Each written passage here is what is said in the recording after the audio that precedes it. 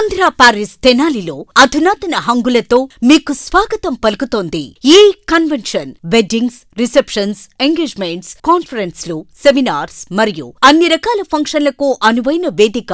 ఈ convention function hall AC, RTC bus stand out gate ఎదురు, Tenali. Cell number 7288566666.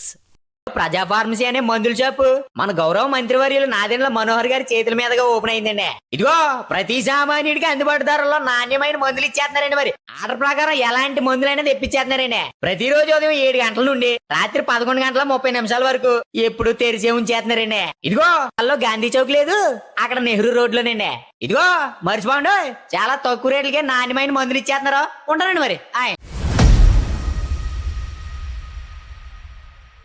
కృష్ణానదీ తీర ప్రాంతాల నుండి ఇసుకను అక్రమంగా తరలిస్తున్న ట్రాక్టర్లపై పోలీసులు కొరడా జులిపిస్తూ ఉన్నారు. గత కొద్ది రోజుల నుంచి కూడా ముమ్మరంగా రూరల్ పోలీసులు అయితే తనిఖీలు చేసి పెద్ద మొత్తంలో ట్రాక్టర్లను సీజ్ చేస్తూ ఉన్నారు. ఈరోజు ముఖ్యంగా శనివారం ఉదయం తెనాలి మండలం పెదరావూరు సెంటర్లో తాలూకా సిఐ నాయబ్ రసూల్ అట్లాగే ఎస్ఐ ఆనంద్ సిబ్బందితో కలిసి వాహన తనిఖీలు నిర్వహించారు.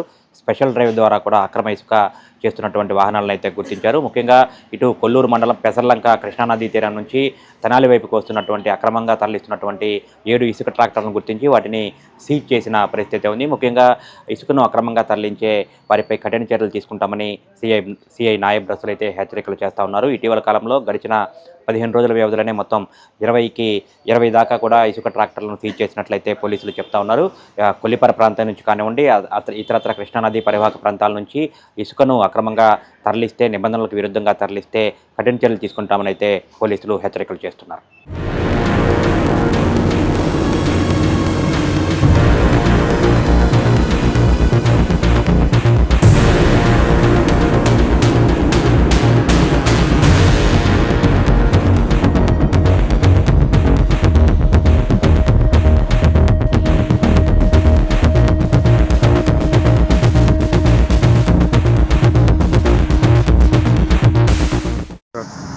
Good evening to all. ఈరోజు ఒక స్పెషల్ డ్రైవ్ చేయడం జరిగింది.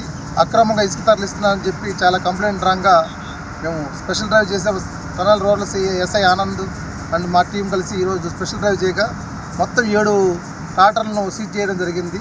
ఈ 7 ట్రాక్టర్లు కూడా కొల్లూరు పెసర్లంక నుంచి అక్రమంగా ఇసుక తరలించి ఇక్కడ వేరే వాళ్ళకి అమ్ముకుంటున్నట్లు తెలిసింది. అందుకని ఈ 7 ట్రాక్టర్ల మీద కేసులు రిజిస్టర్ చేయడం జరుగుతుంది. ఇదే విధంగా ఆల్రెడీ 10 కేసులు పెట్టున్నాము. ఈ విధంగా ఎవరైనా కానీ అక్రమంగా ఇసుక తరలించినట్లయితే వాళ్ళ మీద కఠినమైన చర్యలు తీసుకోవడం జరుగుతుంది. అదే ట్రాక్టర్ కూడా సీజ్ చేస్తున్నాము. వాళ్ళకి తగిన విధంగా చర్య తీసుకునే విధంగా యాక్షన్ తీసుకోవడం జరుగుతుంది.